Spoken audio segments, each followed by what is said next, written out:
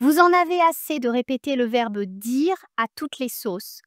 Aujourd'hui, on passe en revue les verbes qui vont donner du relief à votre vocabulaire.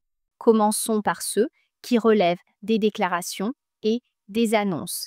Déclarer indique une affirmation solennelle ou officielle, souvent prononcée avec une certaine autorité.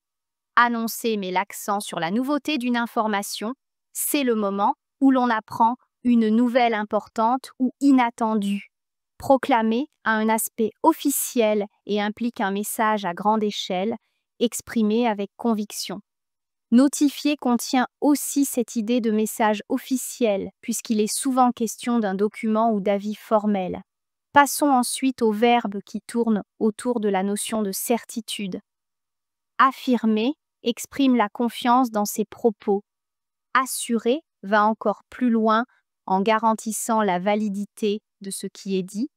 Confirmer vient renforcer une information déjà énoncée, alors qu'avec prétendre, on avance une affirmation potentiellement mensongère.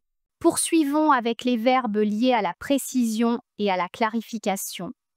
Formuler consiste à mettre en mots une idée de façon soignée et réfléchie en cherchant la formulation la plus juste. Exprimer met en avant le fait de traduire en mots ses pensées, ses opinions ou ses émotions.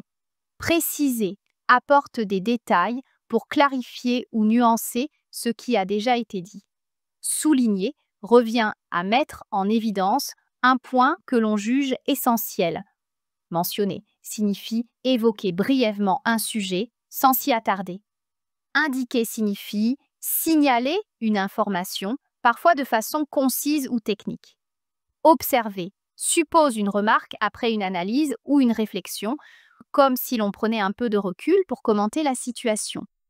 Ajouter, quant à lui, permet de compléter un propos initial, d'y apporter une nouvelle idée ou un éclairage supplémentaire. Enfin, exposer implique une présentation organisée et méthodique, quelquefois dans un cadre académique, professionnel ou formel, où l'on développe un raisonnement ou un ensemble de données de manière structurée. Abordons maintenant la narration, la révélation et la suggestion.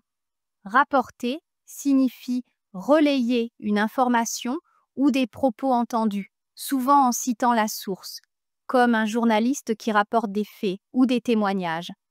Avec relater, il s'agit de raconter dans le détail, parfois en ordonnant chronologiquement les événements.